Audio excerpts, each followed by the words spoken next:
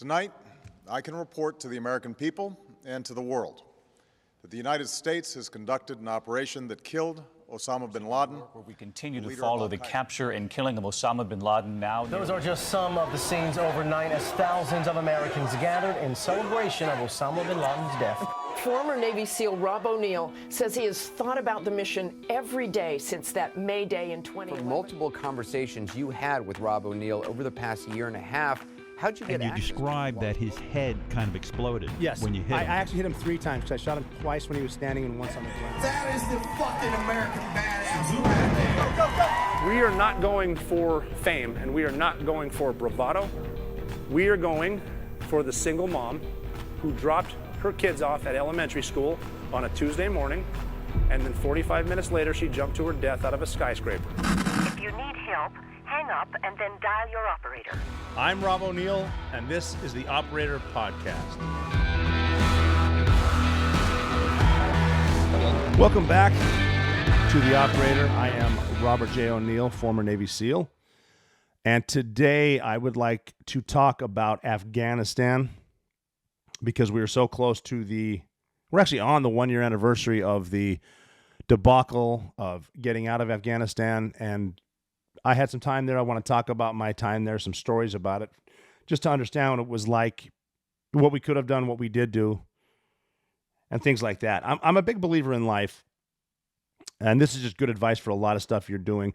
It doesn't matter why we're here. We're just here. You know, you can learn about it from mistakes made, but get over it. Whatever it is, you got to get over it. We're just here. I talk about that when I speak to football teams. For example, it doesn't matter why it's 2nd and 15, it just is. And the clock is ticking for all of us. What do we do now? The bin Laden raid, we did that same thing.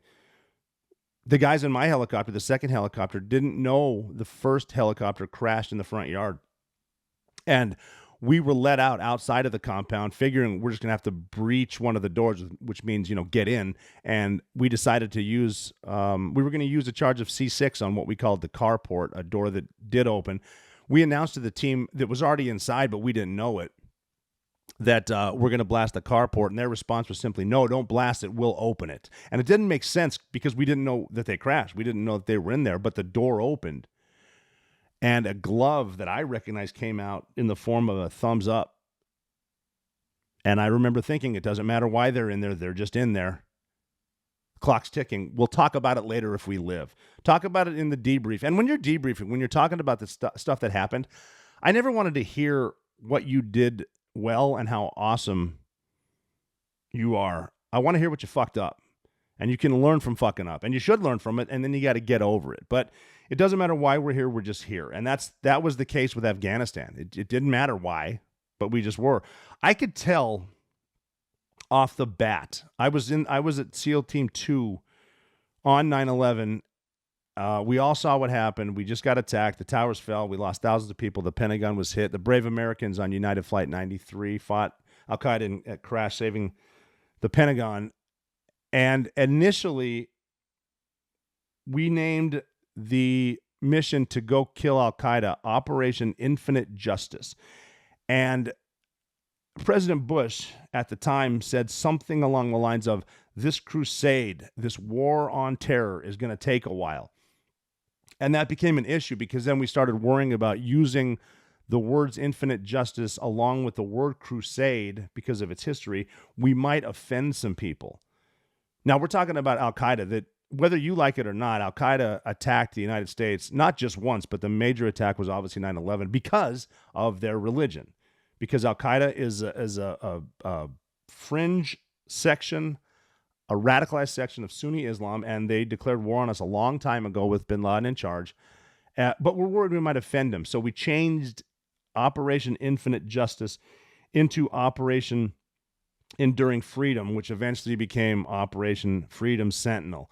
And at first, when we went into Afghanistan, we crushed them because our job was to find bin Laden and kill him, find Al-Qaeda and kill him.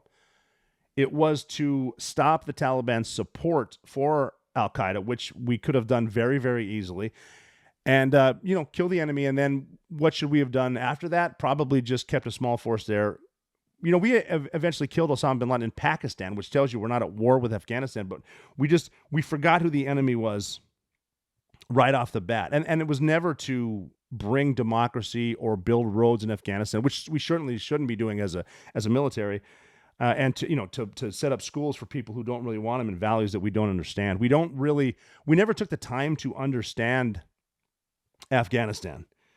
And the people there and what had happens.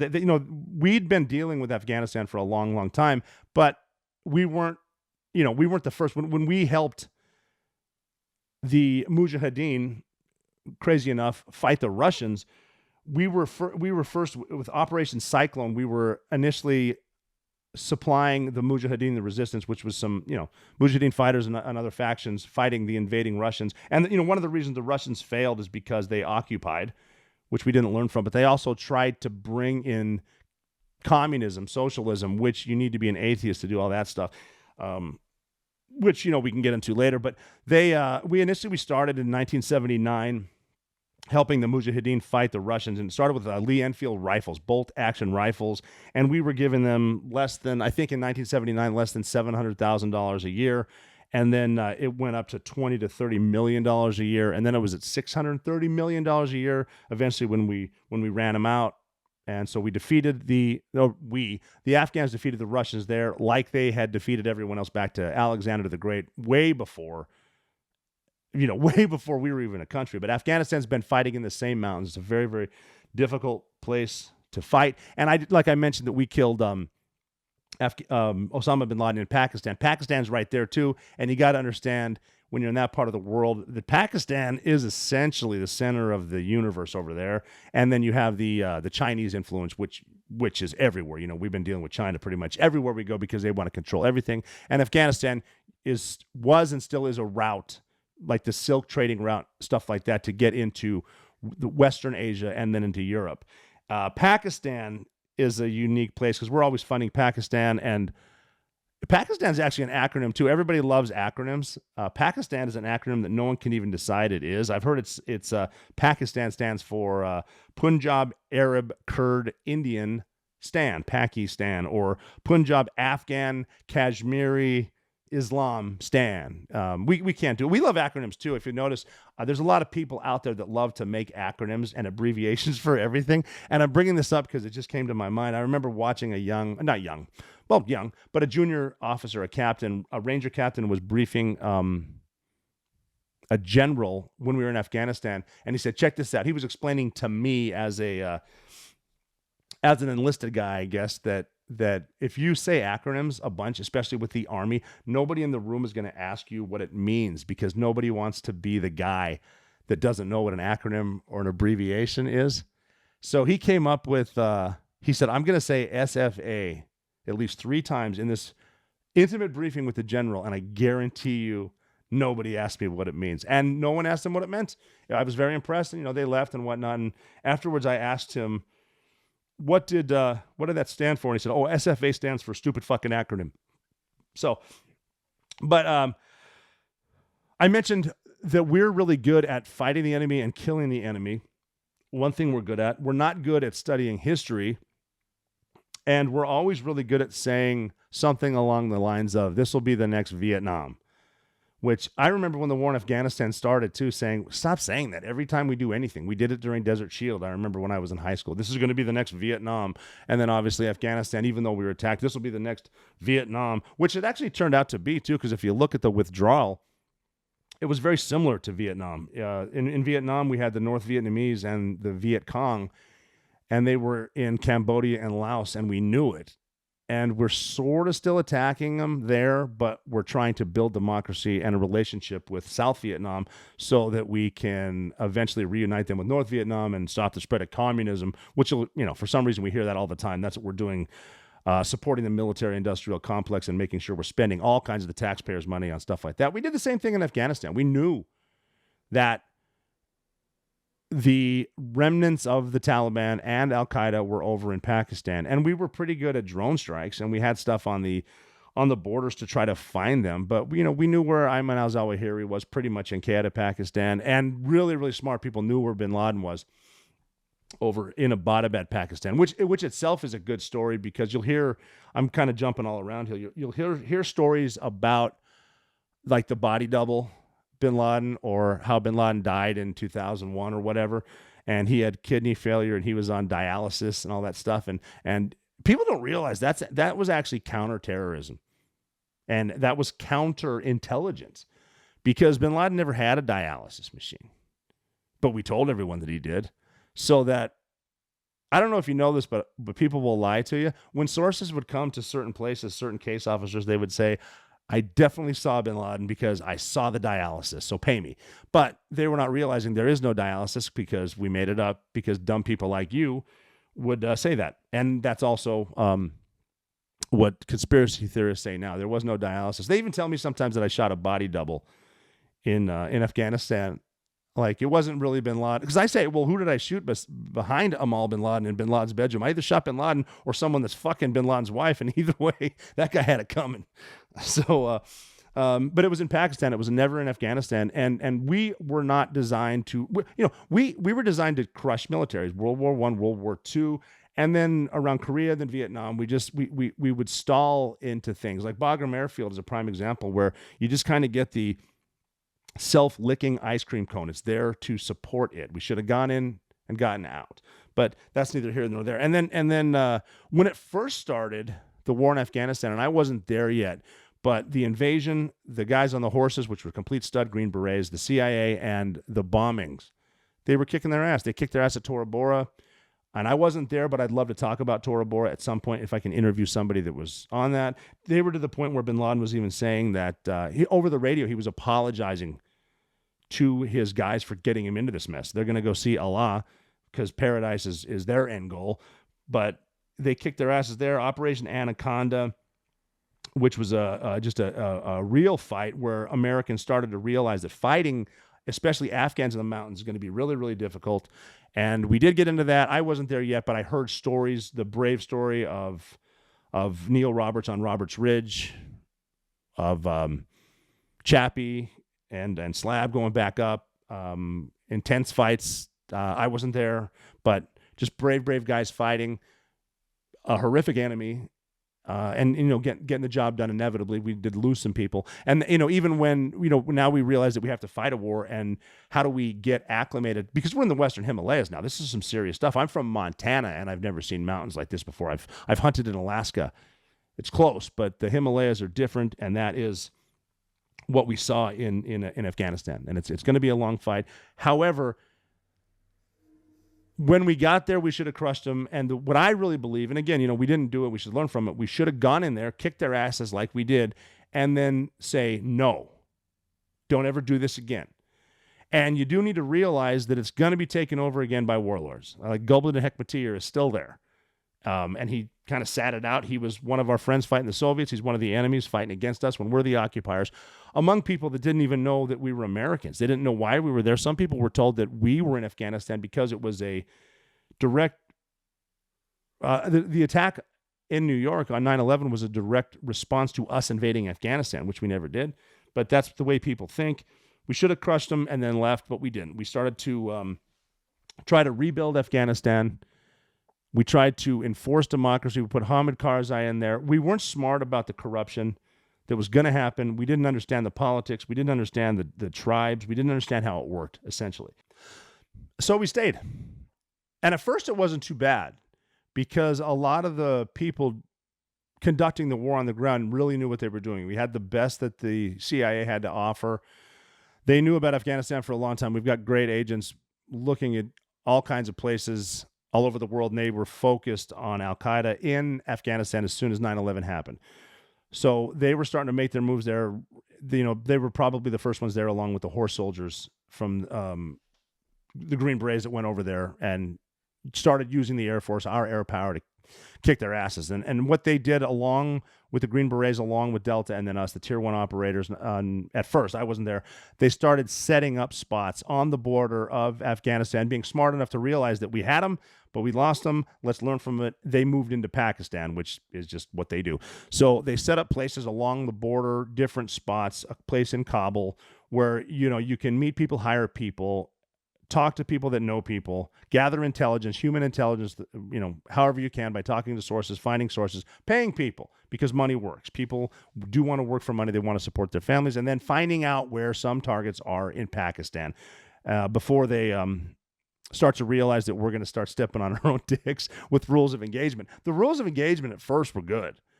Especially when we first started, as bad as it sounds, as morbid as it sounds, they would give us, there was a certain amount of non-combatants that could be killed in a strike or could be killed on target that was acceptable as long as you killed the bad guy. And I know it sounds bad, but that was really good for a lot of Tier 1 operators.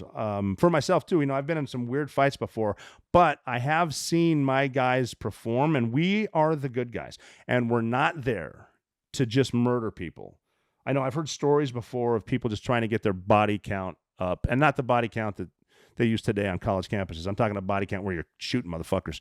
But nobody was really doing that. We were the good guys, and as long as we had that latitude, we were good. Because you're going to be able to work harder if you know someone is going to have your back. If someone up the chain is going to have your back, if something goes sideways, it's going to be good. Not just looking for you, waiting for an excuse to prosecute you because they might make a bigger rank. So the ROEs were really good, but they eventually got bad. I remember when I was leaving, there was a fight where we were engaged in a tree line, and the bad guys ran into a cave, and we're not going to enter the cave because that's the old bait and switch. They're trying to pull you in the only entrance to a cave, and they're going to shoot it out with you. And we can't clear it with a flamethrower because we're not allowed to use them. Boring. That'd be a great way to clear a cave, but I wouldn't want to hump a flamethrower up those hills anyway. But we were trying to call air support. So what you want to do is call in, if you have an Apache, call in Hellfires. If you got DAPs or a gunship, something like that. And we were told by someone who's 500 miles away that we can't do that to the cave because we're not saying there are women and children in the cave. We're just saying we can't prove that there aren't women and children in the cave, which is ridiculous. If you got someone that's not even on the ground telling you what you can and can't do, that's how you're going to start losing. That's how you're going to start second guessing yourself. And if you second guess yourself, especially in a gunfight, that's a time where you could take a bullet to the face. And the problem is a bullet and a bomb, they really only need to be right once. So that's an issue. The rules of engagement eventually became an issue. But we started off in a good place, putting people on the border, concentrating on the locals, trying to build an intelligence web, and then prosecute targets in Afghanistan. And that's good. That's a good thing that we can do. Not a big footprint. We'll eventually be seen as occupiers, but not right off the bat because the locals are happy that we're there. They were ruled under an iron fist by the Taliban, who it turns out are not good people. The women can't go to school. The girls can't go to school. And when I say that, I don't mean they can't, they can't leave the house. They sit in a corner. And it's not like they're sitting in a corner in your house playing PlayStation, looking at TV. They're sitting basically in solitary confinement with their family, waiting to be sold off to a neighbor who can afford to buy a wife at whatever age. Not a good place. But when we came in and we took the Taliban out, now they can listen to music, which is weird if you're celebrating the fact that you can listen to music. And, oh, by the way, you should hear their music. Horrible. But they like it. And so they listen to their music, and they get to shave their beards because they need to shave. They need to grow beards under the Taliban. And a lot of guys didn't like the beards. But they were shaving them off. They did like us at the time, and we were doing okay in Afghanistan, and we're still semi-focused on the mission to kill Osama bin Laden, but it just started to build from there. And you can tell when that started to shift, because in a war like that, I personally think that you have a golden hour to defeat the enemy. There's a spot where you have support. We had support around the world. We had support in Afghanistan from the locals, which you really, really need. If you're going to get good intelligence, you need good people that are giving you information. Even if you're paying for it, I don't really care. As long as it's right, we can defeat them. But we screwed it up because people in Washington decided we can use 9/11 to fight anywhere. And I'm convinced, even 2 months after the towers fell, Ground Zero is still on fire. I'm convinced, and I've talked to people that said there are already rumblings of justifying an invasion of Iraq. And that almost reminds me of what happened back in the day in Russia where one of the communist leaders said, "Show me the man and I'll show you the crime." And that's sort of what happened here, because if you recall, President George W. Bush had a personal issue with Saddam Hussein, who was then the president, the dictator of Iraq, because his father, President George H.W. Bush, liberated Kuwait when Saddam Hussein took it over because of oil. If you can imagine people fight over there over oil, craziness. It's almost like it's personal power and money. But we went into Saudi Arabia, Operation Desert Shield, which is actually another reason bin Laden really hated us, because he thought he could bring his mujahideen that we funded in Afghanistan to fight against Saddam to keep them out of Saudi Arabia, basically. But we brought our guys in. That's actually another story that we'll tell, how they declared war on us. We sent American force across the border, tanks, Air Force, crushed them in a matter of days, sent some troops in, and then liberated Kuwait. We did tell the Shiites, the Shia in Iraq, that we will follow you to Baghdad and take over, and we will topple Saddam Hussein, and then it'll be fine. But we did ditch the Shia because, we fought the way we should, and then we left, which another questionable call, which would be another great thing to talk about in the future. We left. Saddam Hussein stayed in power, and he did massacre a lot of Shia, unrest in Iraq, but he was pissed off. He, being Saddam Hussein, was angry at George H.W. Bush, and he attempted to kill him. He wanted to kill him. He was on a hit list.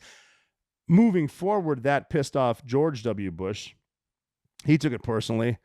Now we can invade Iraq. We just need a reason. And so he had people searching for weapons of mass destruction, which Saddam Hussein had. I mean, he'd used gas before in the north on the Kurds.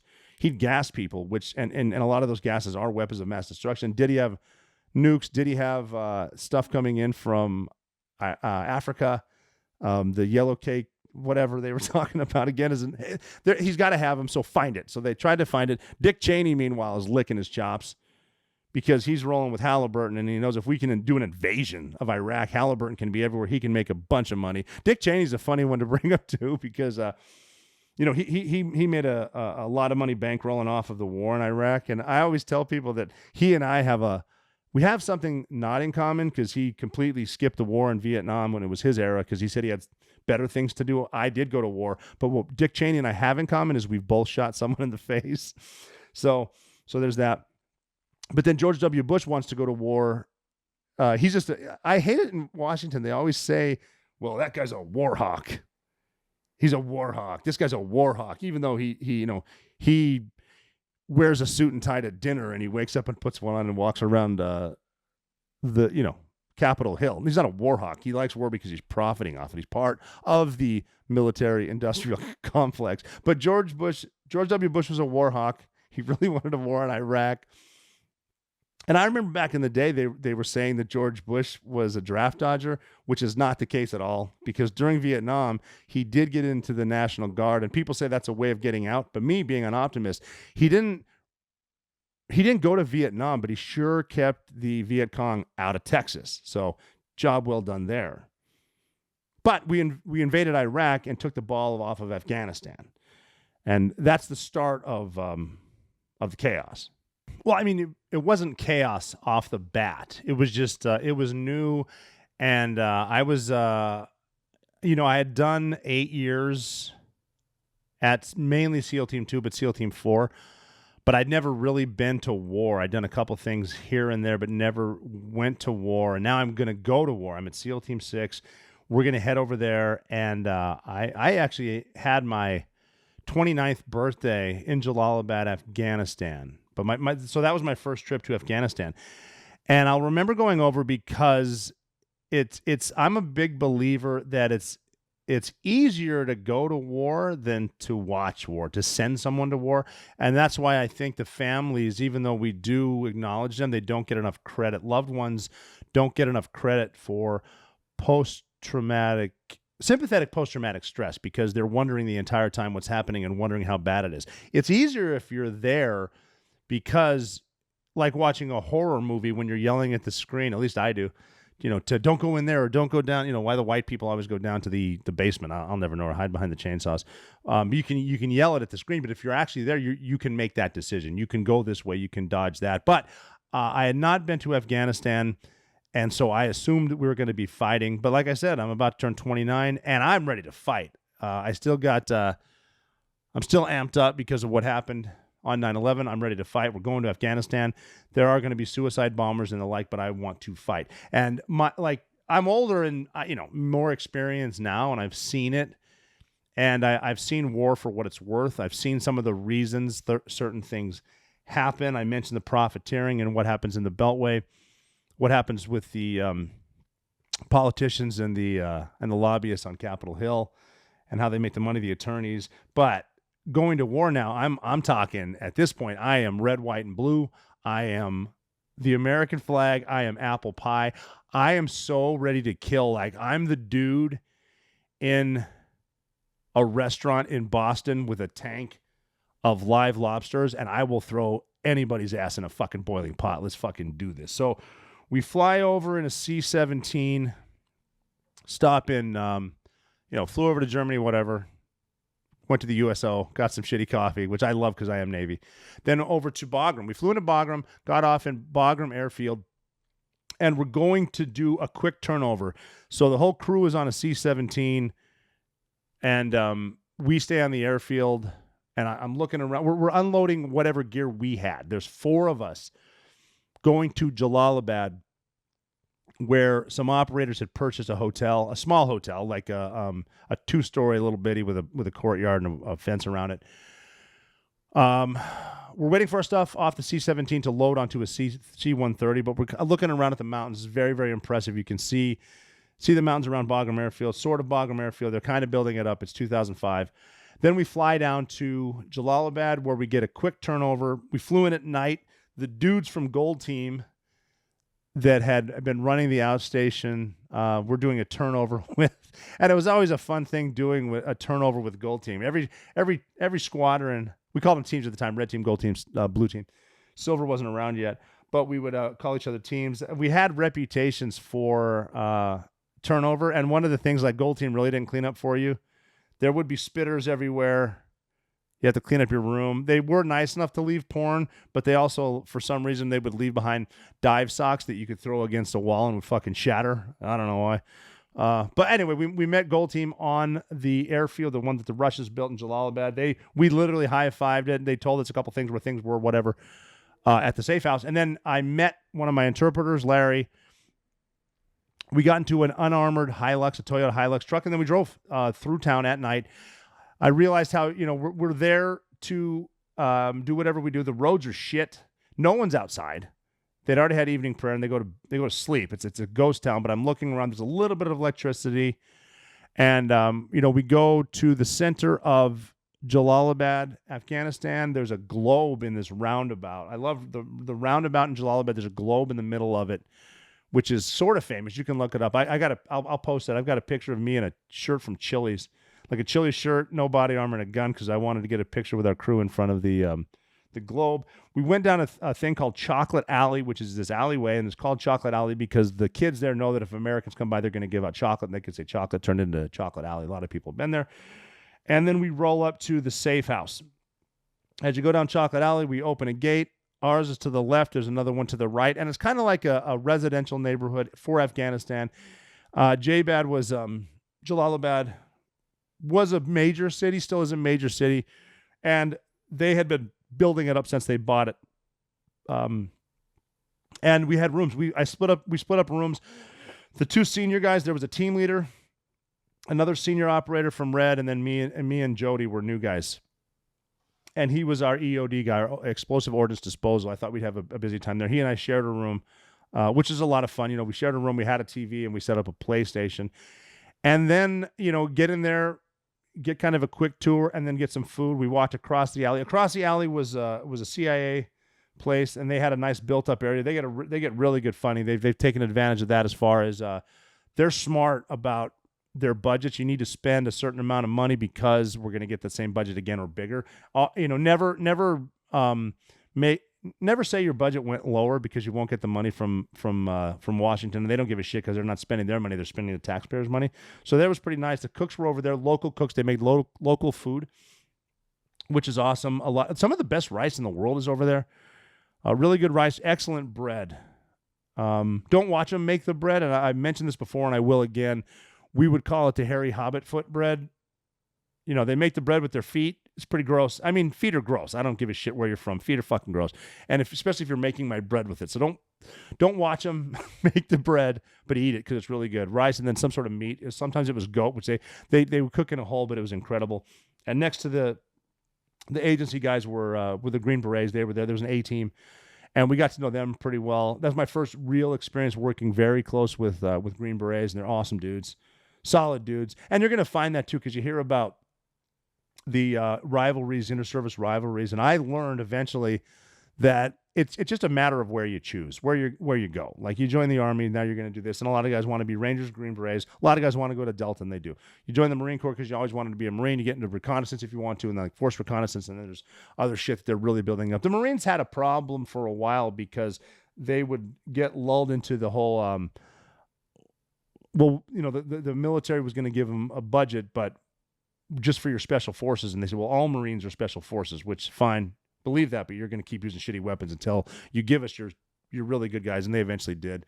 Picked them out of the reconnaissance guys. That, again, a different story. I'd love to interview some guys about that. And then, Navy SEALs, Air Force, pararescue, and PJs. But we're all pretty much the same. Like I said, we set up our PlayStation. I did learn there is a very elite group in the special forces as far as video games, and they're called Army Rangers. I learned how to play Halo 3 there in Iraq, and I thought I got good at it, but those fucking Rangers can play the shit out of some video games. They're a lot like the kids that play Call of Duty and can teach you more. Me personally, they can teach me more about sniper rifles than I ever knew more about ballistics because of that fucking game. And people ask me why I don't play online because I don't feel like getting my ass kicked by an 8-year-old, which would happen. But that was our safe house setup. We had our room. We had a common area like a courtyard, and we would have people over there, a fire pit, a picnic table to play poker and whatnot, or just hang out because it's April. It's hot. It's going to get hotter, but we chill out there. And then I kind of wanted to learn what we do. We had our own gym, sort of, in one of the suites that used to be, if you can call it a suite in Afghanistan. So like a treadmill and elliptical and some weights and stuff like that. And then you had pull-up bars outside, whatever you want to do. People brought pads. You can hit pads. You have your, you can go out there and box a heavy bag, whatnot. But I wanted to learn what the hell we were doing. The team leader there was an experienced guy. He was the master breacher actually at Red Squadron, and he was a team leader. And then he was our team leader in Jalalabad. And I didn't know, it's like, well, okay, so what are we doing here? Because there's not really a war. There are people out in town. We can go visit them. And, we had motorbikes. We would ride those out in town, which is unheard of now. But the locals liked us. We're living next to families. The women didn't necessarily need to wear burqas, but they would, just because they didn't want it to dishonor their husband, whatever the reason is for wearing their burqas. But they would. But they liked the fact that we were there. They liked the fact that they could get educated. If their kids wanted to learn something, we could teach them. We could bring them over. If something bad happened, like I saw it happen where a kid burned himself in boiling water, they could bring him over to our corpsman, and he could fix him. The PJ could fix him if he was in town, stuff like that. And we had an operations center. Every day the team leader would go over to the agency and they would share intelligence. What did you hear from so-and-so? What did this source say? Where are we going to send this source? So you just send guys out in town, get the lay of the land, try to find out what's happening, and then try to build a target set. Try to build different targets of people that we want to get. Try to find out if they're Al-Qaeda. Try to find out if they're Taliban, if they were former Taliban, or if they're just opportunists. If they're just doing bad stuff and people want us to go talk to them, go arrest them, get into a building and find out what you can do. And that was pretty much it. And you would build these packages so you could send them to, at the time, we had most of our guys up in Bagram on the airfield. And so the majority of the team, the assault team, was in Bagram, and they got their kick-ass gym up there. Bagram is slowly building itself into the Death Star, is what we called it. But we're building stuff, and occasionally we would request a team from Bagram to come down, and we had different berthing areas where we could keep them, and we would try to hit target sets, and that's pretty much it. So in between trying to build target sets, getting my ass kicked at Halo, playing Grand Theft Auto, which is a great game, still is, and then we would watch The Shield. because we'd have to have family night. We're all there. We're not leaving, so we might as well have some fun. We started watching The Shield. I learned who Vic Mackey was. And for the younger people listening to this, if you've never seen The Shield, just watch The Shield. It's it describes so much. It describes the means to an end of some guys going through a door and kicking your ass, but it also shows a little bit of the corruption, a little bit of the stuff that goes on the side. At the time, I wanted to believe that nobody's that corrupt. Nobody does that. Nobody takes shaves a little bit off the end and keeps it for themselves to buy a boat. But anyway, The Shield is really good, and we would watch that, and then we would try to build up targets. And we're also working with our CIA counterparts who were running a counter-terrorist team. We call them the Counter-Terror Pursuit Team, or the CTPT, because you got to have your abbreviation so that you can brief it on PowerPoint and have someone not ask you what the fuck that stands for. But the CTPT was a group being run, paramilitary, that were being paid really, really well by the agency. And it was great at first because you get people that are working for you that are supposedly the best that they have, and they're making a lot of good money, which if you look down the long haul, if we're paying these guys a lot of money and they're used to it and they like it and they're feeding their family, what happens when we leave and stop paying them?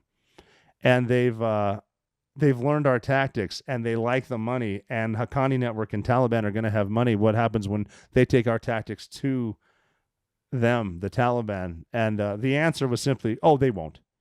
Yeah, they won't, but what if they do? Well, they won't. Okay, fine. So we keep training them. And the CTPT was being trained by former SF, by former Navy SEALs were there. And they were running the show. And I remember one time, me being new to Afghanistan, they said they were having a graduation, and then there was going to be a ceremony, which meant you're going to sit around on rugs and you're going to eat rice. And it's, you sit around and you eat rice out of the same bowl. Make sure you use your right hand, not your left hand, because some cultures are just different. And some cultures don't have toilet paper. And most everyone has a left hand. I'll let you figure that one out. So eat it with your right hand. I was going to take the Hilux with one of my buddies, with Jody.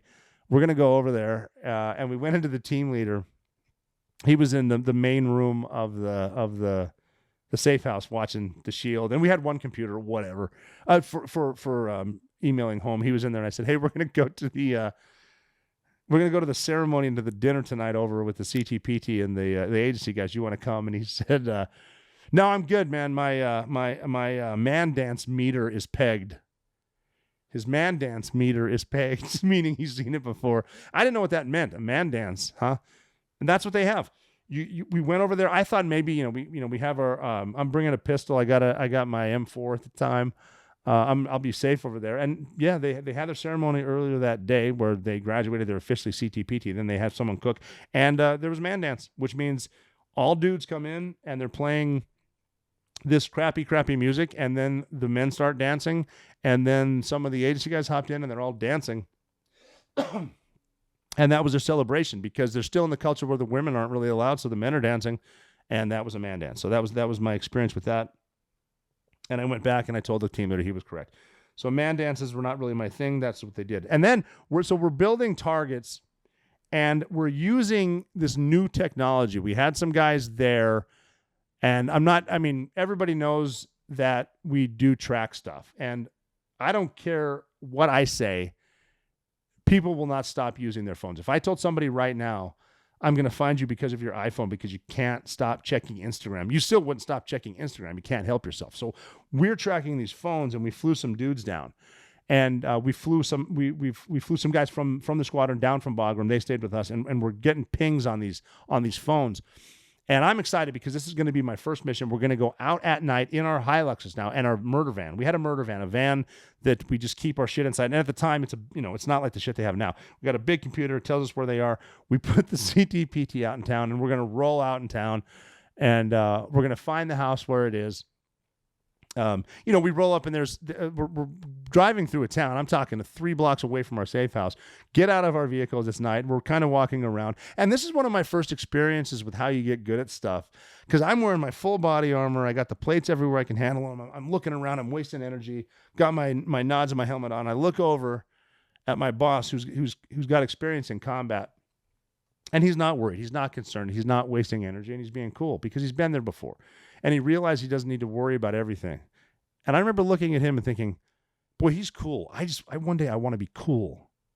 Like that, just from watching, one of my bosses. I just want to be cool. He wasn't worried about everything because there was no point in being worried about it. And we tracked down the house we wanted to go into. There was a guy inside who was supposedly Al-Qaeda.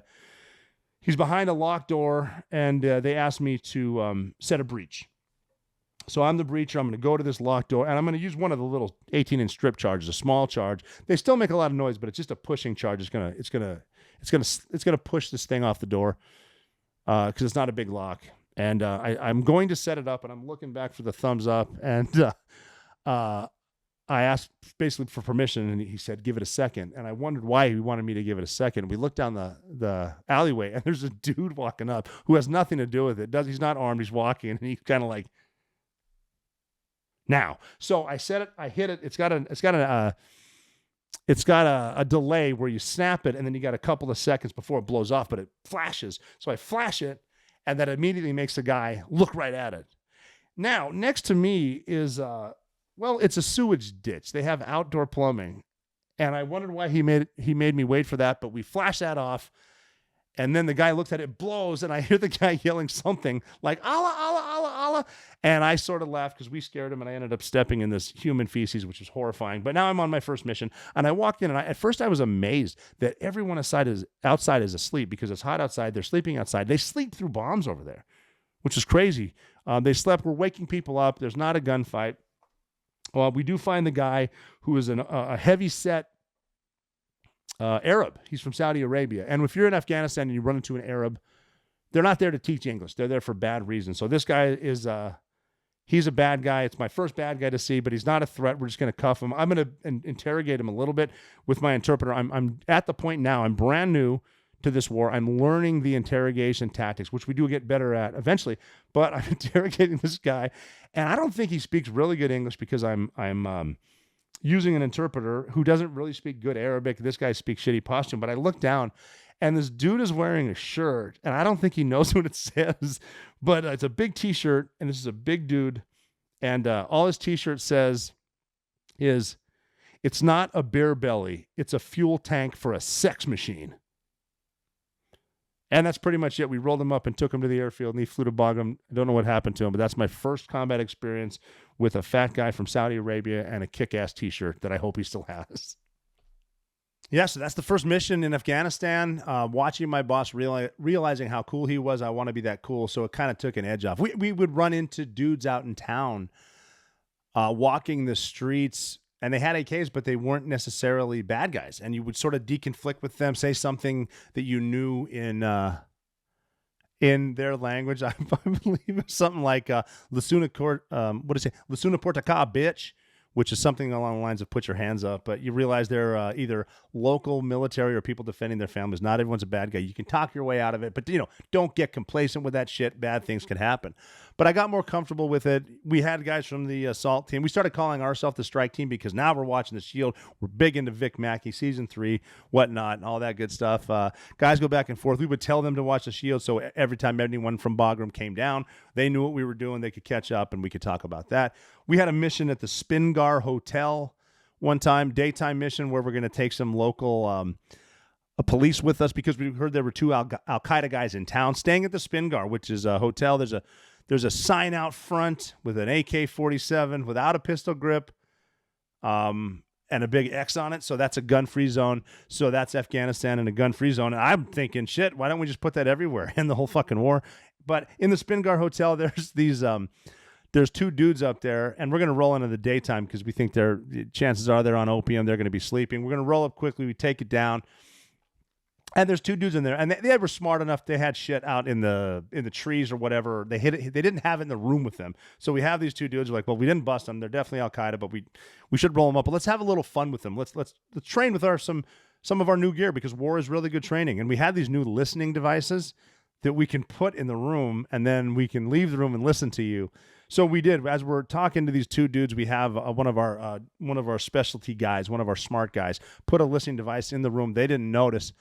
And so then we tell the guys through the interpreter, all right, we're going to leave right now because we're not sure what to do with you. So you guys stay in here, but there's one thing, no talking, which is the classic move, whatever. Anyway, they're going to talk when we leave. We all leave, but we have our interpreter who's listening to the stay behind device, and we're watching our terp listen to it, and all of a sudden he starts laughing. And I said, well, what are you, what's so funny? What are you laughing about? And he goes, these guys are so damn dumb. One of them said, okay, we're busted. They definitely are going to find our stuff. We got to do something quick. You choke me to death, and then I'll choke you to death. And the other guy looked at him and said, well, that won't work. They were going to martyr themselves, but apparently if you're choked to death, you can't choke the other guy out. So that was the Spingar Hotel. I mentioned the airfield. We would go back and forth to the airfield. That's where the Rangers were working, the Ranger snipers, great fucking dudes. They lived at the airfield. We would drive our motorbikes over there to see them, discuss intel, different missions that we could do with them. But then we're doing other stuff too. Like like I said, we'd go out in town. We'd bring vendors on to bring stuff, want to buy their rugs. You can get good prices because we're negotiating prices. You learn how to barter a little bit, dealing with the locals. And that's the hearts and minds thing. If you buy something from them that they made, they get money, they can bring it back. They can afford food. They can buy more product. Typical economic stuff. We spent Memorial Day there, and we had a 5K, which is cool. Do a 5K run, people racing each other, Rangers and Green Berets and guys running. We had, for some reason, the Rangers did, they ran it in gas masks. I don't know why they love punishing each other continuously, but they were doing that. And that was that's just sort of what was going on in Afghanistan. And guys are sort of getting used to it. We haven't had a big footprint yet. And it would have been fine if we kept it that way, but we kept building up. And if you notice, when we were building up, we weren't building structures.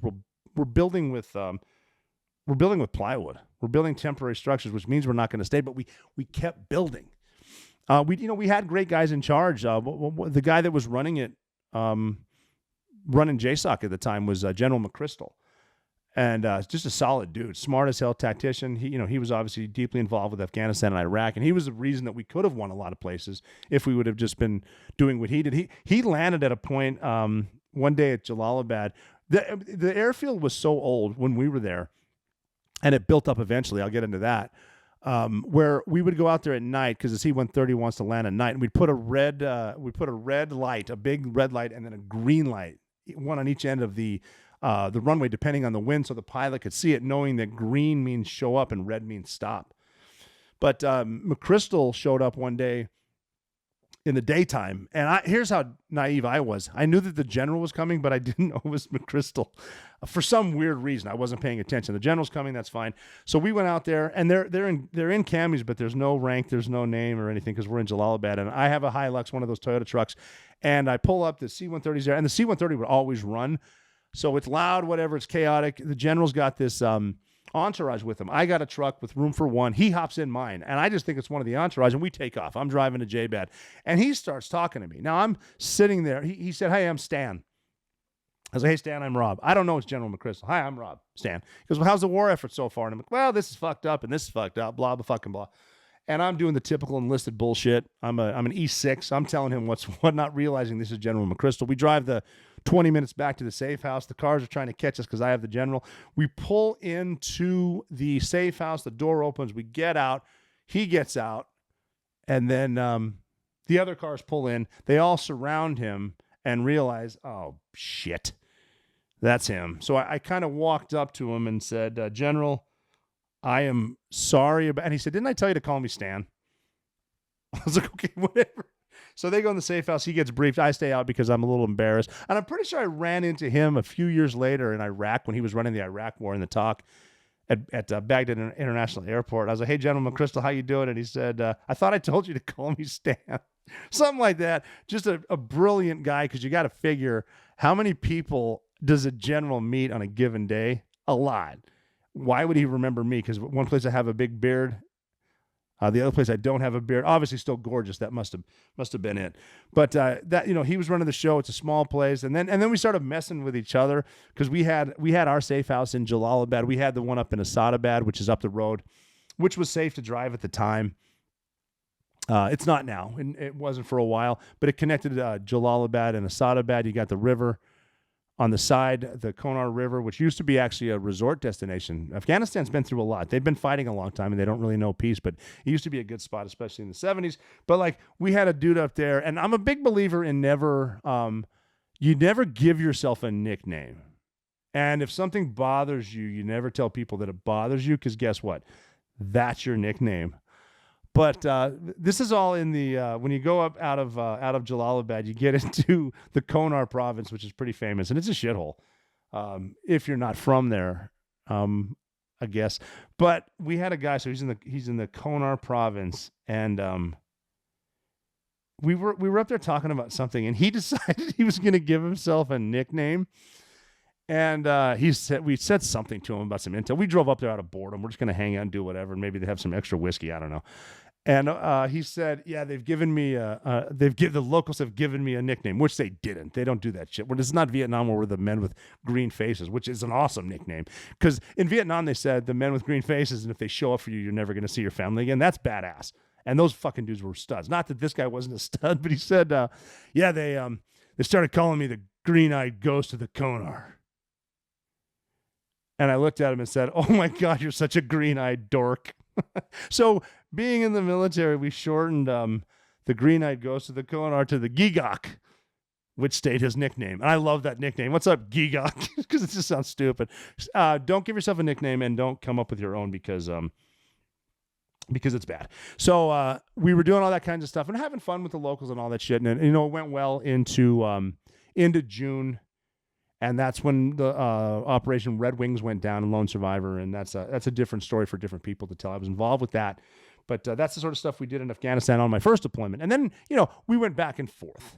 And by back and forth, I mean Afghanistan, and then Iraq, and then Afghanistan, then Iraq, and then Afghanistan. And we got a lot of combat experience in Iraq, especially because we started out west, and there was just Al-Qaeda found out again, because we invaded Iraq, that it's a lot easier to kill Americans in Iraq than it is Afghanistan. For every reason, it's difficult to get into Afghanistan because of the mountains. Iraq's right there. And a lot of the problems in some of these areas, not necessarily the locals, it's the foreign fighters that come in for jihad. That's where a lot of the suicide bombers and the like come from. But we learned a lot in Iraq, but we went back to Afghanistan. My first kill was in Iraq, not in Afghanistan. My first deployment there, I did see the Air Force get kills with their jets, which is just fucking awesome. I don't recommend being in gunfights, but if you are and you have a chance to call in Air Force jets, every joke we ever tell about the Air Force is fucking worth it, because they're bad motherfuckers. If you can ever call in an Apache, oh my God, or DAPs, like the gunships, Cobras, pilots are really fucking cool. And even though they get cocky, they could be cockier, because they are very fucking cool. I love that shit. But back and forth, and then we watched Afghanistan get built up, and then we became a strike team because Iraq was popping off. A lot of people wanted to go there, especially the bosses. So the bosses and most of Red Squadron, most of Gold, most of Blue went out to Iraq. And then my deployment in particular, we sent maybe 8 or 9 of us to stay at Bagram, and then we're going to sit there and just see what happens and bounce from outstation to outstation, because we did realize that we didn't need that many people for, because when we were running an outstation in Jalalabad and Asadabad, they'd only bring down a couple guys. You only need a couple guys because you do have the locals. So most of our guys are fighting in Iraq. We went back to Afghanistan. We spent a lot of time in Khoust, where we were running an outstation, and we would do Humvee operations to different spots. And again, we did get kills. We did get in some fights, not that many. The best one that we got into, for me personally, was on Halloween. And this is in my book, The Operator, but it's one of my favorite stories because, we had a dude. I had a dude with us that was a sniper that he hadn't had a kill yet, and guys around him were getting kills, and he was getting anxious because he was very, very aggressive. But he didn't get a kill. He was just wrong place, wrong time. And then I was with Lance. Lance, who inevitably did die, skydiving, jumping a bundle. But he was with us too, and we had what's called the Lance factor, where Lance would get into some shit but never get hurt. There was always something that would happen. Like we would do a skydive, and it would, like right when we're in the air, it would start to hail. And now you're diving. I personally was diving without, because I'm the lead jumper. I didn't want any eye protection, so I'm jumping with an open face for 6 seconds because I want to pull and then be able to see right away with my night vision. But free falling for 6 seconds through hail is a pain in the ass. Like when you land, they're like, Lance would come up laughing. Oh, you look like you were wearing a beehive for a hat. But so Lance would get into some shit like this. We went out on a mission out of Coast on Halloween.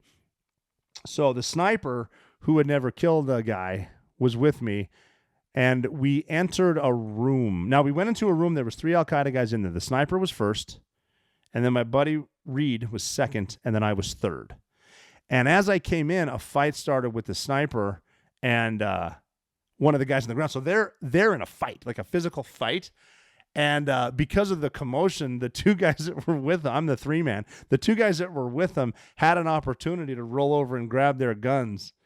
And I'm in a perfect spot. And that was the only time I ever got to say like a movie line. So they're rolling over. It's Halloween. They grab their guns, and all I said was, trick or treat, motherfuckers. So I shoot them.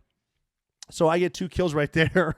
And the sniper's looking at me, and he goes, God damn it, Nizro. That's me, Navy SEAL Rob O'Neill. God damn it, Nizro. You always get to shoot people. I never get to shoot people. And I said, well, throw him in the middle of the room and shoot him. And the guy, he got him in a headlock. The terrorist looks up and goes, no, sir, this is a bad idea. And I'm like, who's talking to you? Obviously, we didn't kill the guy, but it was kind of crazy. We did interrogate him, and he talked because he saw his 2 buddies dead. But outside, Lance is out there, and we have another sniper up on the roof, and Lance got attacked by a damn dog, a stray dog. But there's dogs everywhere. You'll find that in Iraq and Afghanistan war zones. Dogs are always barking. I don't know. But Lance is outside, and this dog attacks him and is biting onto his leg. And he's dancing around, and Lance came over his radio. This is all on Halloween. There's a gunfight going on, yet Lance is outside getting attacked by a dog. He goes, can I shoot this thing? And everyone's kind of like, yeah. So he takes a shot, but the Lance factor, his gun jams. 1 shot goes off, and he gut shoots the dog. But the dog does not let go of Lance's leg, so he's still biting his leg, just got gut shot, and now he's yelping with a closed mouth around Lance's calf. So they're doing that. The kids see it. They're screaming and crying. The kids are sad. The dog's yelping. Lance is pissed, trying to clear a gem, and you hear the other sniper from the rooftop go, oh, son of a bitch. And so he shoots the dog off of Lance's leg. So the sniper that I was with in there, he didn't get a kill that night. Didn't get a kill, actually, the entire deployment. We started giving him shit for it. He did get a kill in Iraq, though. I'm going to fast forward to that because we had one of our dogs with us. We're chasing this dog down a road to a house, and he just darts into the side into these palm groves. And that's where Al-Qaeda would start to hide in Iraq, was in the palm groves, because they know we're coming to the house. We're not going to check out there. So Toby was the dog at the time, and he runs in there, and he starts biting this guy, and Al-Qaeda's in a fight, and they start shooting back at us. So we can hear 7.62 coming this way. We're shooting 5.56 back. The sniper that I was with that didn't have a kill, he's got an SR-25, which is a 7.62. We're all shooting 5.56 with suppressors. This is an SR-25. So the Al-Qaeda guy that the dog is on, he's spinning around trying to shoot it, and all of a sudden we hear the sniper's gun go off. Boom! The guy's head explodes, and it's our sniper that finally got a kill. The entire gunfight stopped and quieted down to give our sniper that Hollywood moment. And we just hear him go, I'll be damned. So that was his first kill in Iraq. But the Halloween mission was crazy because we, I got to say my movie line, which is cheesy. And then we shot the other sniper shot the dog off of Lance's leg. But that was a Halloween mission. And that's the kind of stuff that we did. Then we would go, we'd go back and forth. I actually was able to augment Gold Squadron. A lot of the guys that actually were on Extortion 17, God bless them, which is the helicopter that got shot down a couple months after the Bin Laden raid. But I was able to augment them in Afghanistan one time. We flew over there. It's a winter deployment to Afghanistan. And I went over there because it coincided with re-enlisting, just as luck would have it, so that I can re-enlist in a tax-free zone. But I went over there to augment, and I wanted to see their tactics because it's always good you can learn from war see what your opponent's doing and then stay flexible. And then most importantly, go back and tell your guys how your opponent responded to what you're doing. It's like watching films in a game. So I went over to augment Gold Squadron. Now, I mentioned Gold Squadron, and I mentioned them before, how every squadron kind of had their reputations. And one thing that I learned from this group, especially at Gold Squadron, and believe me, they were complete fucking badasses. They were really good at what they did. Everything from the way they managed their gear to the way they trained overseas, how they kept in shape, to the way they fought. I had never been in a gunfight with Gold necessarily before, certainly not as one of the guys there with an entire squadron. And I was able to see this. And one of the things they did within the rules of engagement, though, a rule that they said, and they taught me, and it helped me out later on, when you're in a high threat environment, the enemy has essentially less than a second to convince me not to kill him, because everything moves fast. And when you're in combat, combat is very fast, it's very loud, it's very violent, and it's permanent. And to see a suicide bomber up close, or an IED, an improvised explosive device, it's fast, and then that's it. It's loud, and then that's the rest of your life, whatever happens right there. So the enemy has less than a second to convince me not to kill him. I also learned from them how important morale is. People are funny. Misery loves company. Gold Team was very, very funny. I love the way they treated each other. There was all kinds of good morale. The boss, they actually called him the Booze Father. I loved it. Great guy. His boys loved him. He loved them. But I had a chance to work with him. And one of the missions that's most notable for me was we had to insert up on a mountain, and this is around January. My re-enlistment date, like I mentioned, conveniently enough, was right around January 28th, and I'm going to do a few missions with Gold before I leave. We were going to insert on top of a mountain, and the way we would do it is you insert, in this case, on one side of a mountain, because it would mask the sound of the Chinooks, which fly over there, the 47s. And then we'd walk over the mountain, go down into the valley or whatever, the house that we were going to hit. And there was Al-Qaeda there, we knew it. But it was just, when they inserted us, there was a spot where the pilot sort of held a hover, letting us out in the snow, and we didn't realize snow was about 5 feet deep right there. And I'll never forget the Gold Team sniper. He was joking when he did this, but just gave us a really quick example of this is going to suck. We're watching him leave the ramp of the 47. He jumped out and immediately went up to his nipples in snow. And he turned around and he started trying to climb back in, and jokingly was saying, I'm not going. Just joking. It was like a movie line or something. He turned around and left, and then we followed him, and it did suck. It sucked for a while, and we were, we walked up and over and in. Now, I've mentioned before, me personally, that I stopped carrying a pistol. I didn't want to use a pistol because I thought, especially in Afghanistan, that it's a waste of weight.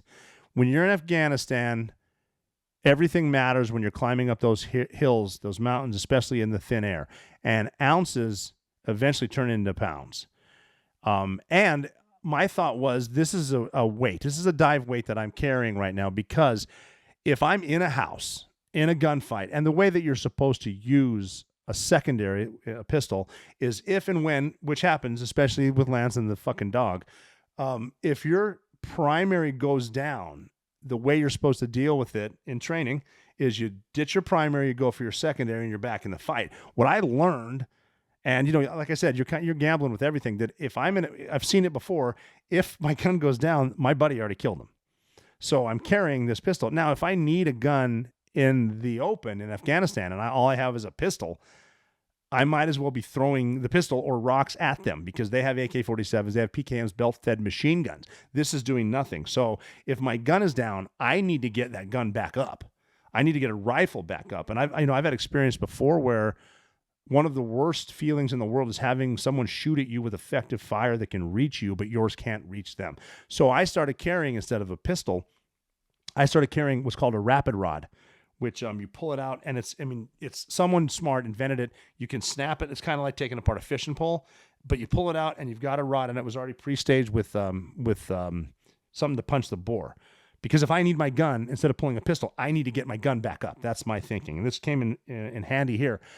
we, after the horrible insert into the abyss of snow, we went to this town, we split it up, and I'm augmenting, so I'm not the guy entering. I'm kind of watching what does gold do, and hopefully I can bring some tactics back to red. And just so we all know, we're all going to teach each other. We're all, maybe I can help someone with something that I saw in the snow. But a gunfight inevitably started. So the fight's going off. It gets exciting. And we took fire from one side. I'm with two dudes from gold, which is fine. We're sort of setting a perimeter. And I slipped. And I had already taken a shot. So I used to carry, you can use a condom and tape, or you can just use tape or a baggie. You want to tape up your bore, because if you slip like I just did, you don't want your bore to go in the snow. I had taken a shot, so now the stuff I have on the end of my gun to make sure I don't fill it with snow was off, and I slipped and I jammed my gun into the snow. The barrel wasn't necessarily hot because I only took a couple shots at a dude, but it was enough to get the snow in there and sort of make it softer. But then because of the cold, it froze. So now I've got a barrel full of ice or snow, which you don't want to shoot with that for obvious reasons. It'll hit it. Everything going on with the ballistics will blast your barrel. Now you're fucking out of guns, and you better be really good at jiu-jitsu or something.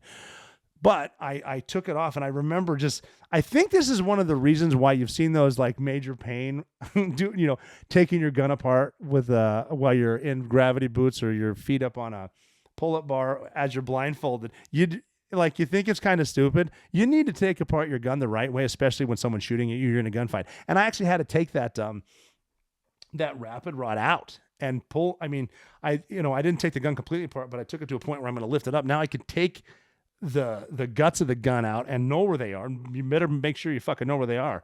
And I got to jam it down there. I cleared it out, got the thing back in there, and we got in the fight. And obviously, I'm with Gold Team, so they won the fucking fight. And then that was the lesson, though, that I had always been saying: I don't need a pistol, I do need a rod. So carry a rod. Make sure you know how your gun works. Make sure you can take it apart and do a function check. Make sure that fucker works, because if you need it, you need it, and you need it now. So we got back from that fight, and this is just another fun story. So this is Afghanistan. I didn't mention this. Sorry, we're in Kandahar. So not Jalalabad. We're down in Kandahar, and that's where a lot of fighting was. That's back when they let us fight the Taliban, and we're still at a point where we want to fight, so we're fighting the Taliban. We get back on base, and we go to the chow hall. And the way that we worked is we would go out on missions at night, and then when we get back, you have dinner, but dinner is breakfast for everyone else. And I mentioned in my book, The Operator, that there are things that we called fobbits. Because a fob is a forward operating base, and a fobbit is like a hobbit. It never leaves the base. Let me caveat this. Everyone that put their right hand up and swore an oath to the country has a part in the job. But I am going to give you a little bit of shit, because the fobbits on base, the REMPs, the rear echelon motherfuckers, didn't necessarily get in fights. They're still in a war zone, but they also bought up all the magazines, the PX, and it's hard to find the good shit, because as soon as it gets delivered, they bought it, and they have their clean uniforms. Like, we'd be in the chow hall, and you'd watch the guys in their clean uniforms that yell at people for not having a hat, even though he's covered with dirt and piss and blood and shit. We were sitting at this at a table where there's a bunch of us sitting at a picnic table inside of a tent. It's the chow hall, and we started to take mortars. Now, this tent is surrounded by Hescos and by cement barriers, right? You're fine, unless it comes right through the damn thing. But we're in there with a bunch of guys that just got in a fight, a bunch of Rangers, and they're pissed off. We're tired or whatever. But all these clean-cut guys are in there eating too, and they're the mortars start hitting outside, and they all jump under their picnic table.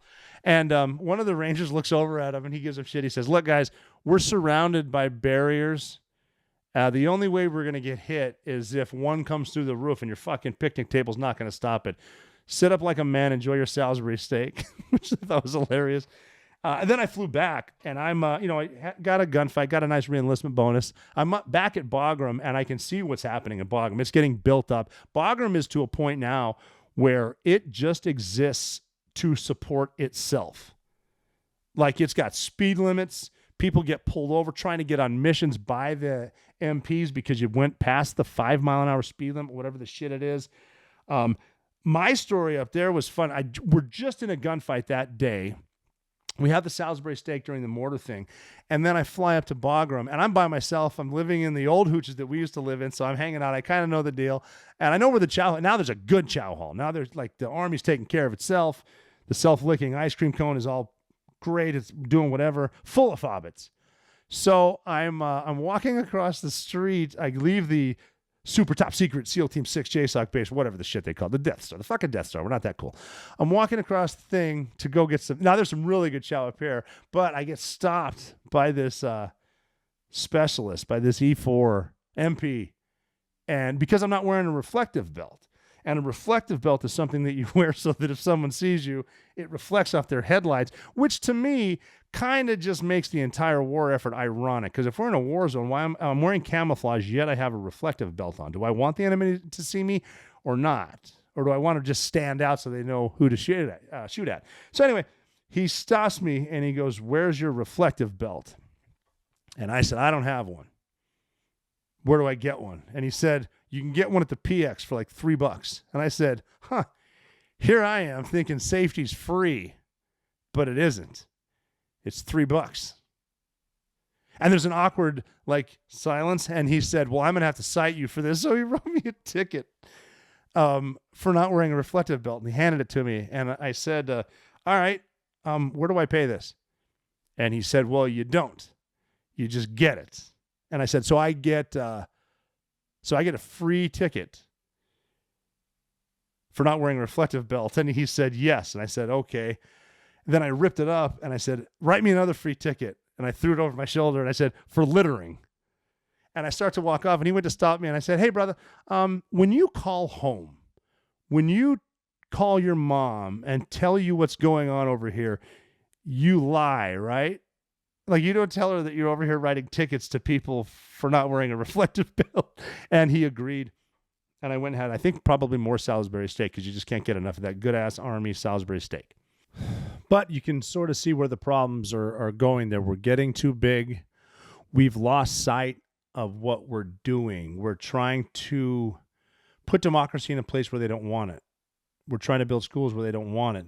And we're getting back into the problem with mission creep like we did in Vietnam. What are we doing there? The Gulf of Tonkin happened when we were attacked allegedly by the Vietnamese, so we better invade, and that turns into reunifying the North and South, North Vietnam and South Vietnam. And I'm convinced right now there are people so dumb in our government that I'm surprised they haven't tried to reunite the Dakotas or the Carolinas. But you can see it happening, and so we would go back to Afghanistan. The last deployment I did before the Bin Laden raid, I was one of the senior enlisted guys, and I was sort of running the outstations, all of them, from the base in Jalalabad, where it all started for me. And again, just looking around and seeing what's happening. Now I'm on a CIA base. The strike force is also on the same base, but the CIA built a spot where it looks like a European resort at this point. There's all kinds of conventional forces there. We got the strike force on the other side of the base. We have a place with there's a manicured lawn out front. There's yoga studios and shit. We had barracks rooms with our own showers, like a hotel, like a European hotel. For some reason, they can never quite figure out the toilets. It didn't matter. It always seemed like everywhere we went, the toilets wouldn't quite work. Like, you'd flush, but you're going to do some blue-collar manual labor with a little elbow grease. But it's building it up to a point where it's like, what are we even doing here? I don't want to broad brush stroke everyone. There are people that had the mission in mind, and we didn't know the Bin Laden crew was actually working Bin Laden, and we would eventually launch from that airfield. But there was a point now where it's so full of bureaucrats. You got people sitting there in your briefs from like the State Department that are picking apart words you might have used out of context. What about this word here when you're not focusing on the mission? There was a time where, we would share intelligence with the agency, but some people in the CIA, their biggest problem is they watch too many movies about the CIA. And you're not as cool as you think you are. They were really good at giving themselves nicknames. Like, hey, I'm Rob. They'd be like, hi, I'm Knife. It's like, oh, hey, Knife. How's your espresso? There was a dude, like, you would meet these guys with these badass nicknames, knowing they're just table jockeys working on computers. They're the guys that yell at you now on Twitter. They're the Lieutenant Colonel Vinmans, those guys. That's who they are. Like, there was one dude one time that I finally thought had a cool nickname. I was like, hey, I'm Rob, or I'm Nizro. And he goes, hey, I'm Goat. I'm like, Goat. And this is before the greatest of all time. I just thought it was cool. You're calling yourself the Goat. He's like, yeah, it stands for Goes After Terrorists. Like, oh, I guess douchebag was taken. Anyway, we're over there and I'm dealing, like, we would have our intel meetings and then then the CIA would have their secret meeting. And I guess we would try to have ours because we want to be cool too. And one of our sources said, then again, a lot of people now, they're putting people in positions of power so they can advance. So we got people running stations, running bases because they need, they came from the South American station. Now they got to run Afghanistan. So they have a combat deployment so they can get advanced. That's what it all comes down to, personal power. And we went into the chief of base at this agency guy, chief of base. He's running the show. And I said, hey, there's an issue. One of our intel sources told us that there's a blonde American that leaves this base through that gate, which is their secret gate, and goes to a spot. They knew where it was, and this is where she's a case officer, and she goes to meet her source out in town in Jalalabad. And Al-Qaeda is aware of her. They've seen her in the up-armored Suburban, which, again, too, if you're driving an up-armored Suburban, a bulletproof Suburban in Jalalabad, you might be an American. We found it's easier sometimes to hide in plain sight, but we said, yeah, they're aware of her. They know the two big bearded guys, one drives and one's in front. They know where you stop. What they're going to do is they're going to kill them, the two bearded guys at first, and they're going to kidnap her, the blonde American. And they described her to a T, what she looks like, and then they're going to have a suicide bomber waiting behind for when the quick reaction force shows up. We'll blow that up. They'll be distracted by that, and then we'll have that the blonde American girl. We told the chief of base this, and he said, nah, that can't be us. Our tradecraft is way too strong. And we wanted to say, well, no, we literally just described exactly what's going to happen. And nope, can't be us. And just the blinders are on because we're too cool. That's a problem. And that's where we saw the war kind of going. The last mission that I did, this is right before the Bin Laden raid. We some super secret guys grabbed a terrorist out of the Korangal Valley, one of the last Al-Qaeda guys in there, Abu Ikhlas al-Masri, I think was his name. And we tried to set up a really simple, grab and go. He's gonna grab these dudes and they're gonna bring him to us. We're gonna meet him in a highway, and you stop here and I'll stop there. It turned into a complete shit show because everybody got scared. I ended up hopping out. Thank God I had rubber gloves on because as I was checking this dude for suicide bombs, I'm pretty sure I put a finger up his ass, and that was bad. But he didn't have a bomb on him. So, that's the little stuff we're doing, but we're seeing the way the war is going. And, that's it. And Bin Laden was a ghost at this time. But we did get back home from that deployment, and we got briefed on Bin Laden. We got Bin Laden, and that was the highest point of Afghanistan. And then we had the lowest point. I was working after the Bin Laden raid down at Fort Bragg at Joint Special Operations Command on August 6, 2011. I had my TV on. I fell asleep in my room. The TV was on. They said there was a crash in Afghanistan very early in the morning for us, but I drove in and I was hearing about it, and I typed on my computer at JSOC over to Afghanistan and what just happened. And they sent an email back to me just with a list of the flight manifest, who was on it, and just going down the list of these dudes from Gold Team that are not replaceable. Rob Reeves, Heath Robinson, Lou Langlis, Kevin Houston, Brian Bill. I can name all of them. Mad Mills. Going down the list of the people that were on there was just a devastating blow. Where, you go from planning missions to planning funerals, and so we lost them. They were going after a target in the Tangi Valley, Afghanistan, where at the time it was a big target, whatever the hell his name was, Objective Lefty Grove. But we lost all those guys because they got hit by an RPG, and that'll be another. I obviously wasn't in Afghanistan for that. But I did go back to Afghanistan to backfill them because we lost so many people in that troop, in 2 Troop. They called it Lou Troop after Lou Langlis. That we need to send guys over there so we can refill it, do whatever. So I went back. I actually did one more deployment with Silver Squadron this time. Silver was a squadron that was made when we were restructuring both commands, being Delta and SEAL Team 6, and they were going to make another squadron. And this is actually pretty funny. The reason it became Silver Squadron, and if you look at it, I got actually the headhunter right here.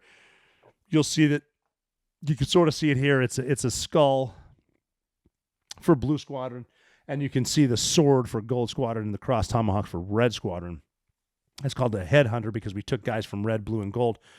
But the reason they called it silver is, no kidding, because when the rumor came up that there's a new squadron coming about, what are we going to name it? The guys from Gold Squadron started saying, well, it's going to be Silver Squadron. And we were like, why is it going to be silver? And they said, well, because silver's good, but it's not as good as gold.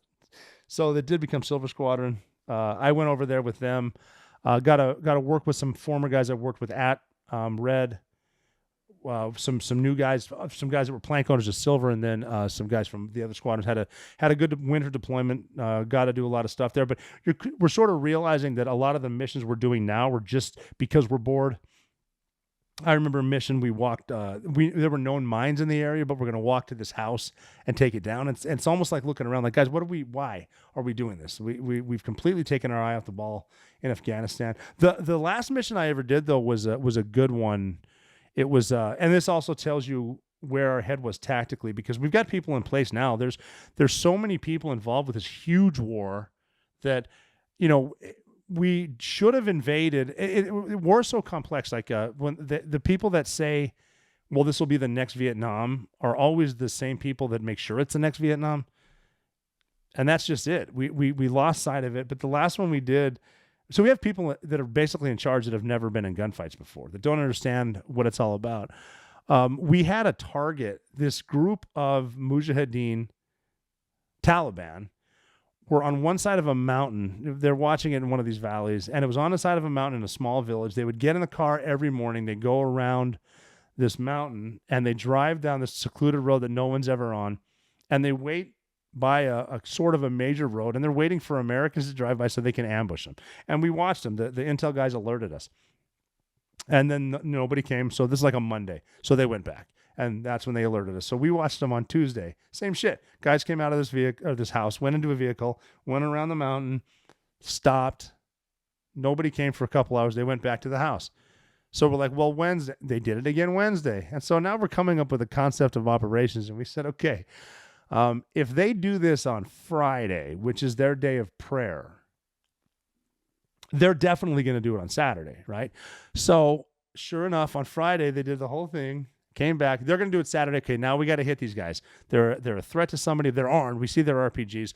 So we came up with a very, very simple plan. Keep it simple. Our plan was, and we briefed an officer, an Army officer who's going to give us the permission. And we said, here's what we're going to do. Here's how it went down. We came up with a very simple plan. We're going to do an L ambush, which I thought was awesome. I've never done an L ambush. This is some straight up old school shit. And you're going to, it's designed to kill the bad guys. So we told this officer, he's a junior officer, and we said, we're going to insert here by the 47s. We're going to walk about a click and a half in, because we know these guys leave this house, come around the south to the mountain, drive across this road.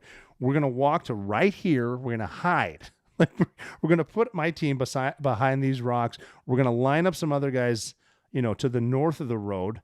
And as soon as they get to a spot, we're going to have the air assets above us.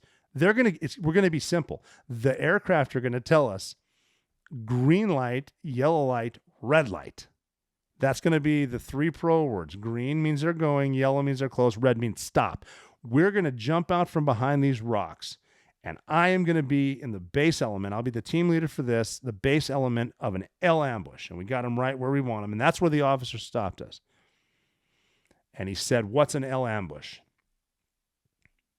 And I said, as respectfully as I could, an L ambush should be the second thing that you learn after you join the Army.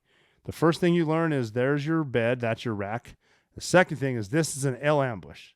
And I sort of explained how it works. And he said, who invented this? And I said, I think a guy by the name of Sun Tzu invented it when he wrote The Art of War, which you should have read in whatever college you went to, which obviously wasn't West Point or whatever. And he said, well, what are you going to do? And I said, well, I'm going to stop the car. And he goes, what if you don't stop them? He said, what if they don't stop? And I said, then I'm going to shoot them. It's pretty simple. And that's something else that reminds me when when you see movies or whatever, or read books, and they always say you want to shoot the engine block, disable the car. I call bullshit on that. The easiest way to stop a car is to shoot the fucking driver. Simple. So I don't know how they agreed to it, but we knew we were going to insert in the dark. They've been coming around, after first light when the sun's coming up. So we have time. We actually brought cigars. So we're smoking cigars behind this rock, and the air assets are watching this thing. Here's how Murphy works. Murphy's Law. If something bad can happen, it's going to happen, and your plan never works the way it's supposed to plan. These guys are supposed to come out of the house, get into the car after they load their shit into the trunk, their RPGs and their fucking machine guns. Get in the car, start it up, and drive like they do every fucking day we've been watching them. But this is Saturday, so we're got our cigars lit up, and they give us whatever pro word it is for their getting in their car. Their car won't start. Now their car has started every single day. Not today, because we're waiting for them. So this just means, we're not going to put our cigars out by any means. We're just going to set them down because it's a good cigar, I think. Because you can get Cubans in Afghanistan, I've heard. But it won't start. And so we're like, what the shit, man? Come on, it's got to start. We're going to be here all day. It finally starts. I think they did a rolling start where you put it in second, whatever. I don't know. They popped it. They're in the car. There's 3 assholes in the back and 2 in the front. Now they're driving to us. And no car has been on this road all week except for this car. So we're fired up. We're about to do an L ambush. And even if you don't get in a shootout, it's going to be exciting because you jump out, you're pointing guns, you're yelling at people. It's going to be exciting. My last mission, I'm pumped. We get the green light, meaning they're a couple, like 1,000 meters away they're driving. And then this goddamn van full of kids and a woman comes driving right through us. So we're standing there. We're not quite in our spot yet, but a van's there. Now imagine if you get excited, you start going hot, and you shoot the driver. Oops, that's mom. Fuck. Why are they here? I don't know. Where'd they come from? I don't know. They're just here. So now we kind of jump back to our hiding spots, take another puff off the cigar. We get yellow light there, right there, and then red light. So we jump out now, and now the car's right there. And it's like this little gray 4-door 2-wheel drive sedan or some shit, right? And I hop out. So I'm in the middle. I'm pointing my gun at the driver. I got a guy over here, and he's got a great job because we call him the line of death. And that means if anyone jumps out and starts running to him, boom, line of death, you shoot him. So I'm looking at this guy. He looked at me, and I hear him he puts it in reverse and hits the gas, and the tires are spinning out. And he said, I think his first 5 words ever in English, I could hear him through the windshield. He said, fuck, fuck, fuck, fuck, fuck. Just like that. And I'm looking at it. Now we have snipers set up, and they have 300 Winchester Magnums, and they're 200 yards away. And with a sniper, that's basically which nostril do I want to put this through? So I'm looking at him and I go, hey brother, get out of the car. Get out of the car. Homie, get out of the car. And I'm sort of telling him, you better get out of the car. And I'm trying to explain, as I'm saying this, the passenger hops out. He's got a gun. He's going to this dude's head explodes because the snipers go hot. Now they're shooting. So I start shooting. We're all blasting this up. The guys got out. We end up smoking all 5 of them. This is after the Bin Laden raid too. So I'm thinking, wow, that guy just got killed with the gun that killed Bin Laden. This is weird. Everything's smoking. There's some pictures out there. That's the one where I have a Boston Red Sox hat on, that beanie. It's cold. I got body armor and a big old coat and stuff. And we're dealing with, it was a pretty big gunfight. A lot of shots were fired. We did have Afghans with us because we have Afghans with us on every mission, because we had to lie to the powers that be and say that every mission we do is an Afghan-led mission. And that's part of the bullshit with, Afghanistan can take over because they've been leading the missions the whole time. Complete bullshit. You bring guys with. Bringing an Afghan onto a target like this is kind of like bring your daughter to work day if you're in an office. It's like they come in and you give them a marker and they go over to the whiteboard and they just color. I'm helping, Daddy. It's like, you're sure helping. So anyway, we're out there. We're doing a sensitive site exploitation on this car. We're finding all kinds of shit, whatever. When this one Afghan comes up, he's got a warhead, one of the RPGs. He's holding it. There's a fucking bullet hole in the RPG. It's like a shape charge, but there's explosives in there. And he's like, Mr. Rob, I'm like, Jesus, put that over there. And so he did. Anyway, that was my last mission in Afghanistan. And we flew out. That was it. Got out of the Navy. In August of 2012, my time in Afghanistan was done. All kinds of interesting shit like that happened. And then, get out in civilian world, do that stuff. And then fast forward to now, a year ago, we watched the botched withdrawal. And it's easy to Monday morning quarterback everything, and they do. And you know, that was a terrible way to come out because you've got politics involved. You've got politicians that want their next term. And the Biden administration's goal was to have everyone out of Afghanistan on the 20th anniversary of 9/11.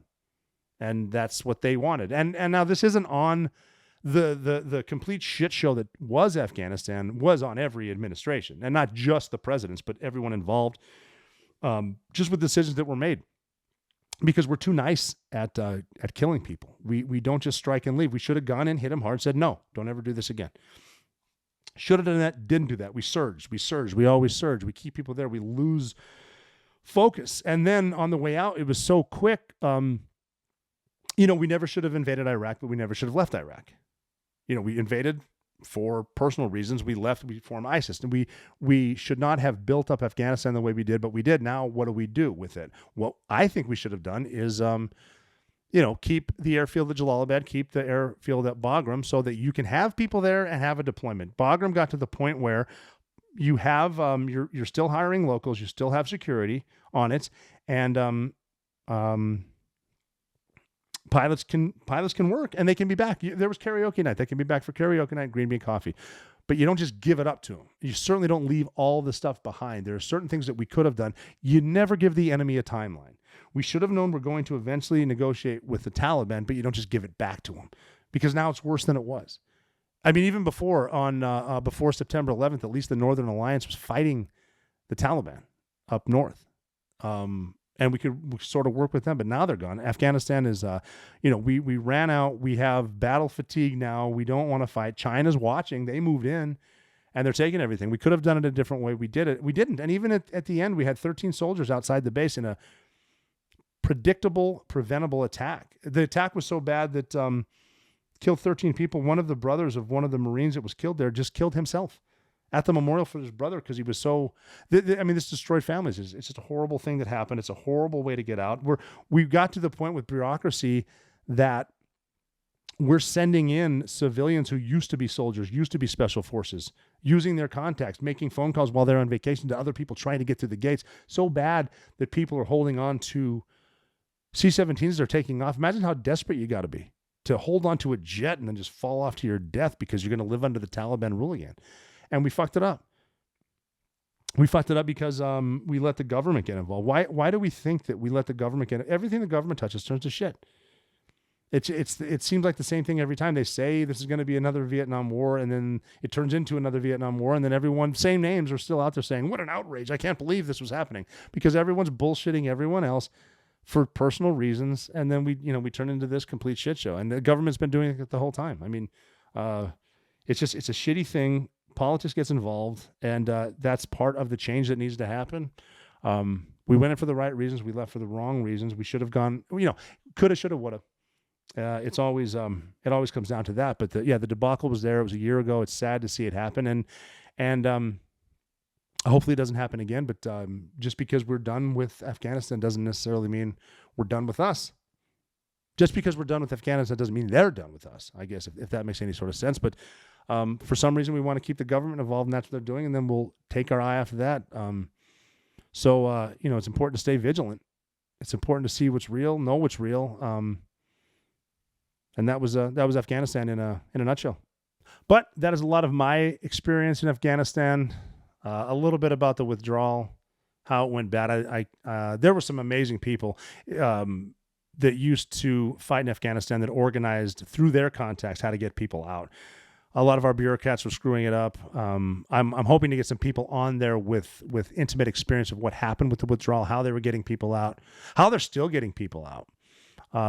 Because you got to realize what's important, and it's important to a lot of these people. We got to stay vigilant, with what's going on in the world, what we're really doing, looking at our borders, considering the Second Amendment, what the government's trying to do, stuff like that. So, stay on top of it, and remember that you're never out of the fight.